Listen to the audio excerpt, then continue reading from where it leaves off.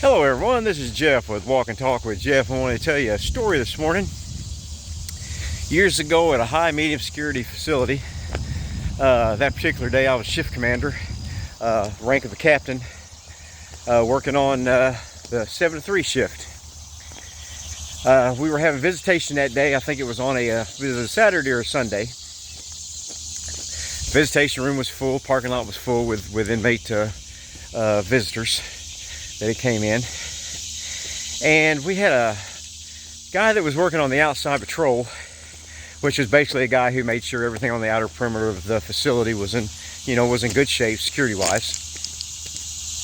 The guy who was working the job was a Vietnam veteran. He was a real good guy, very smart, had been around the block, if you know what I mean. He'd been through some pretty hard times, I should say, in Vietnam, but he was a well-leveled, he was a really good guy. And he called me one day. Well, actually, I heard him call the sergeant one day on the radio to 1025 in the parking lot. That means come see me in the parking lot. So the sarge went out, and then I heard on the radio, the sarge call the lieutenant. Well, usually when the sarge can't handle it and he has to call a lieutenant, there's something going on. So I'm thinking they might have found some drugs in the car, or maybe saw a weapon laying in the seat or anything like that, because that's the outside patrol's job, was to go around and, look in vehicles, make sure they're locked, make sure they're secure, and give it a quick look. I mean, they just didn't stand there and stare in the windows, but they did check things out of the parking lot. Well, then the lieutenant called me and wanted me not to call him, but to 25 with him out to the parking lot. Well, I had a good sergeant and a good lieutenant working up there in the administration building area, and I knew that meant something was really going on that was serious. So I quickly got my things together and went out to the parking lot to see what was happening. And they were all standing back, kind of off away from this car, and they were looking at it, and it was kind of off in the parking lot, kind of in the middle of the parking lot. And I thought, that's weird. What are they?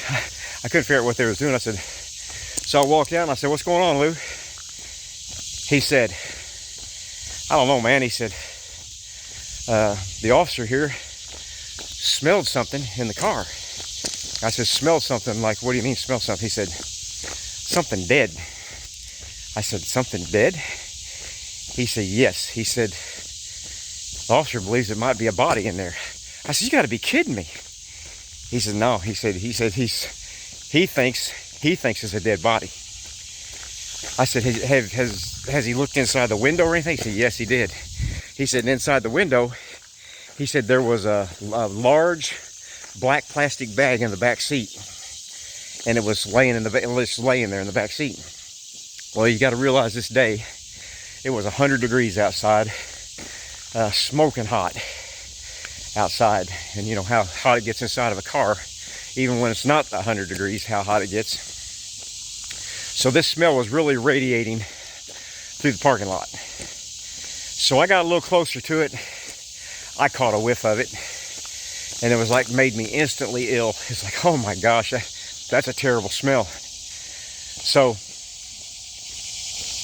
I said, we're gonna have to figure out what that is. I said, go get the visitor whose car it is. Go get her, or him, or whoever it was. Wound up being a her. And we need to find out what's inside this car.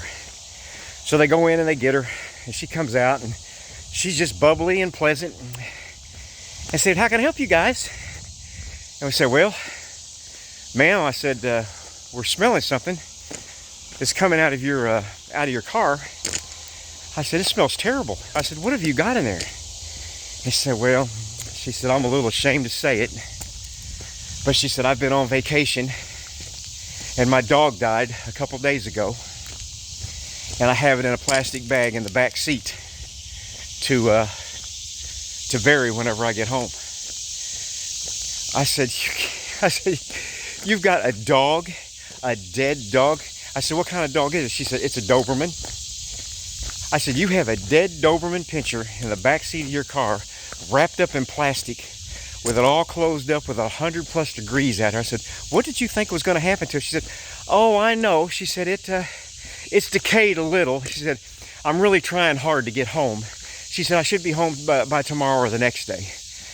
I said, how can you stand driving in that car with that smell? She said, well, you know, you just get used to it. It doesn't really bother me all that bad. She said, I just know, you know, that it was my dog and I loved him. And so she said, I'm just going to go home and give him a proper burial. So, you know, there's no law against it. I mean, unless she was the one that killed the dog or something maybe, but the dog had just died. She said that it had been sick when she was on the trip and was taking medication for whatever disease it had, and said it did pass away.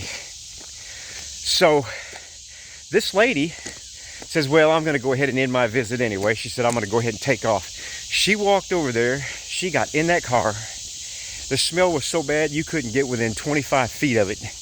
The smell was so rough that the guy who worked the outer patrol, he was even getting sick. And he said, I've been all around the world, Cap. He said, I have never smelled anything that bad in my life. I said, no. I said, you know, I don't think I have either. But this woman just climbs right in the car, took off, left the parking lot, and she was gone. Craziest thing ever.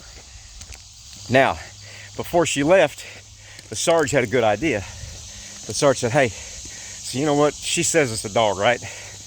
He said, I believe her. I believe it's a dog. He said, don't you think we ought to look?